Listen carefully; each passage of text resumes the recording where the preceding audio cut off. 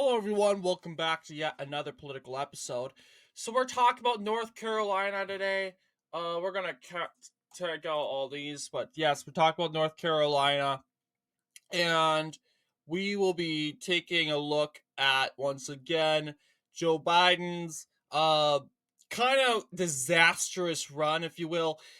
This is no preference. Once again, got 12.7% of the popular vote. Once again, is this because of the Muslim population? Now, I will say North Carolina does have a Muslim population, um, but I would argue that it is more that there are more centristic Democrats that just necessarily don't like Joe Biden. First off, is there Dean Phillips along with Marianne Williamson could not be on the ballot. Um, and this ultimately led a bunch of backlash. And once again, that's how the Democrats play their game. They are so committed to canceling out their political opponents, even their own.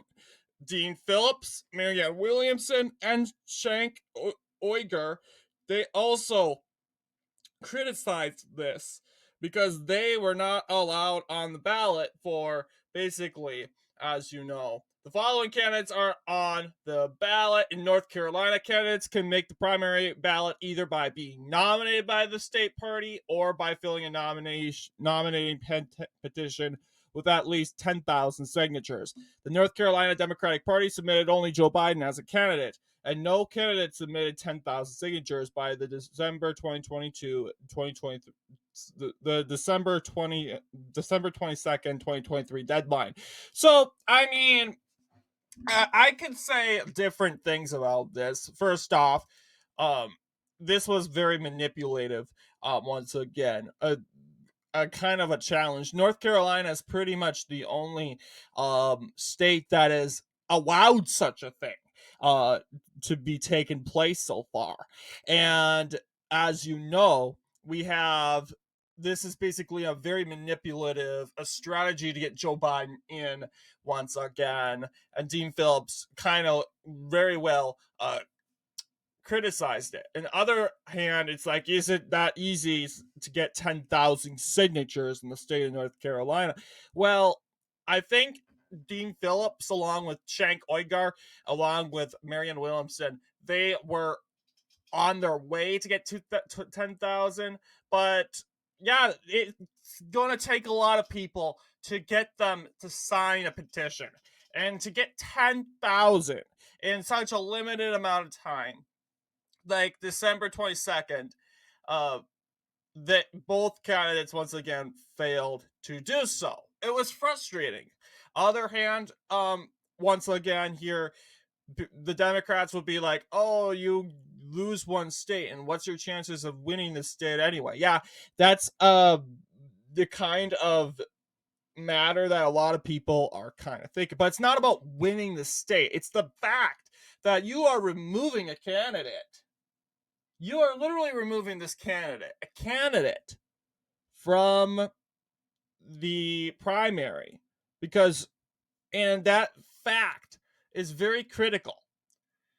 So ultimately, no preference got 0 delegate counts in the said state of North Dakota, meaning that 12.7% was technically not enough.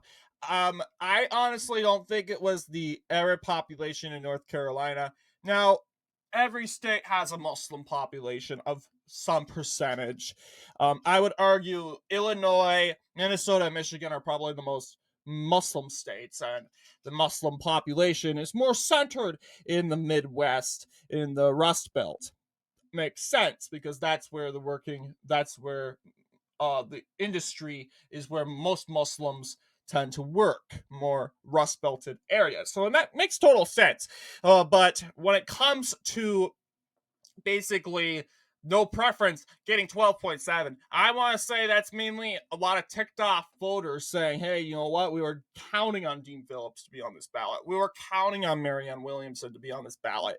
And to remove him, to basically declare a bigger chance for victory, 87.3%, is kind of scandalous. And that kind of makes sense why 88,000 people came out in the polls and voted on non-committed, as you know. So let's see. Yes, we got delegates uncommitted. We got 13 delegates that are voting uncommitted in Michigan and Minnesota so far. I am really curious for Illinois, if you are willing. So basically, going to Illinois that's on March 19th.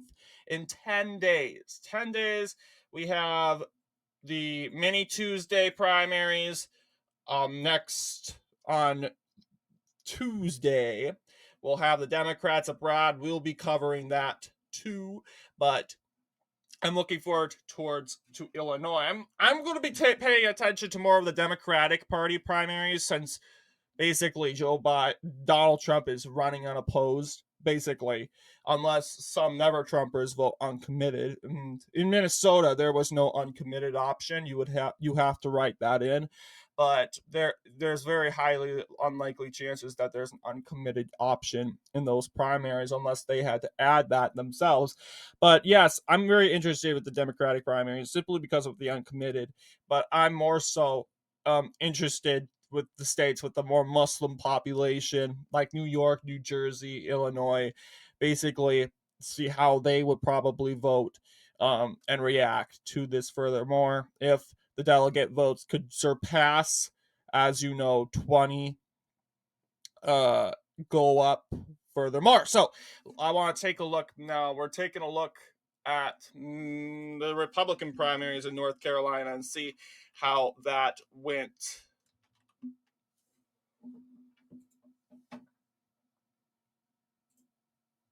Yeah, 73%, understandably much lower, because once again, Trump isn't the incumbent, but he did manage to lose delegates to Nikki Haley, despite Nikki Haley carrying nothing, no counties. Now, in the race, she would probably do best she did best like in Mecklenburg County, where Charlotte is.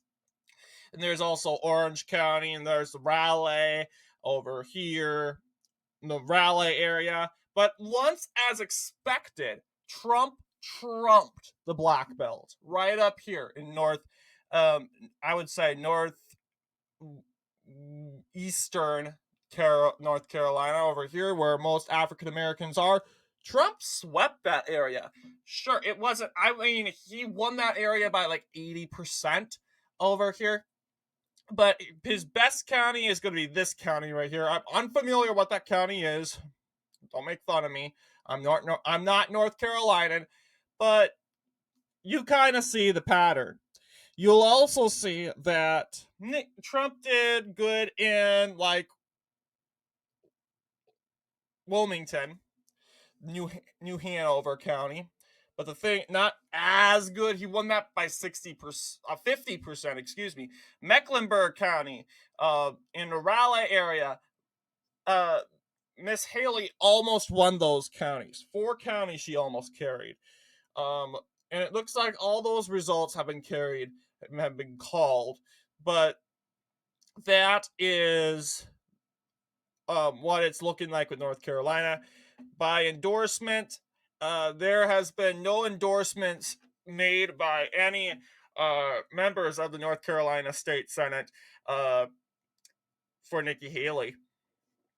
I don't know if areas in these districts switched their endorsement to DeSantis or what.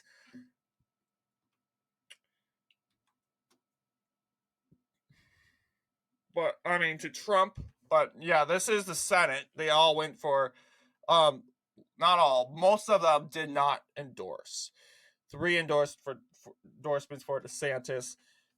Yeah, you'll see the legislature loves DeSantis.